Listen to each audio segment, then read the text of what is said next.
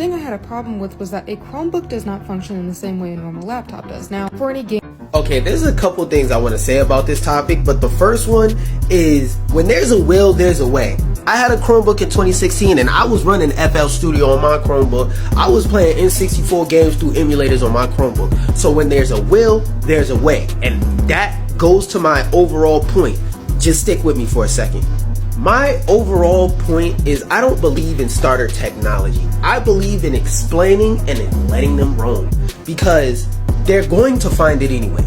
Let me explain with an example I was given. And I'm gonna give you an example of how this happened with me. Starter technology often does two bad things. One, it cripples their ability to learn how to use an actual phone, which in this day and age is a skill you need, and it cripples their ability to critically think about things that they're engaging with and separate them from reality. I remember one day I was in Discord, and long story short, we were talking about content creators like putting out certain kinds of content when they know that kids can access it. And one of the dudes that was in there was a parent, and he was like, "That sounds good and all, but real is real, they're gonna find it anyway." An example he used is corn. He was like, "Think about the first time you found out about corn." He was like, "How is it?"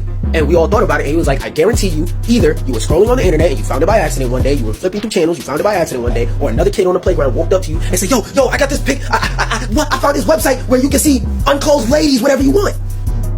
They're going to find it anyway. So it makes more sense to, instead of trying to hide it from them like they're incapable of finding it, explain it to them. Break it down. The example I'll use is how my father broke down to me being in a gang is bad using the Warriors video game. Now, as a kid, when I saw the Warriors in the video game, I was looking at the cool vest and the cool fight moves you could do in a game, and I was like, being in a game must be so cool. Then he broke it down to me like, whoa, no, that is not what you should take out this video game. Then he used the different fates of the Warriors as examples, but the best example I can use is Fox. He said, what happened to Fox in the movie? Well, in the video game, in the movie. I was like, I thought about it, he passed in the train tracks. And he was like, okay, so let's go further back. How did he end up in those train tracks? He was fighting a police officer. Okay, good. It took me a second to figure out this next part, but he was like, why did he start fighting a police officer? Brain blast. Oh, because he was wearing a gang vest and a police officer started harassing him because he was a gang member, probably doing something illegal. He's like, yes. He was like, so what's the root cause of this problem? If he wasn't a gang member, he wouldn't have on a gang vest that the police officer would see and use as a reason to start harassing him, causing them to fight, causing him to fall in the train tracks with the police officer and pass away. And he used examples of the other Warriors, like for example, if Cleon was never at that meeting, he would have never got stomped out. If Axel was never in that park harassing that woman for no reason, he would have never got locked up on A minor charges. So I was like, oh, and when you break stuff down like that to kids, you teach them to critically think about situations, and you teach them to understand what's on the screen as entertainment is fake. Treat it as such. It's on the screen for you to go, wow, ooh, and then go back to reality.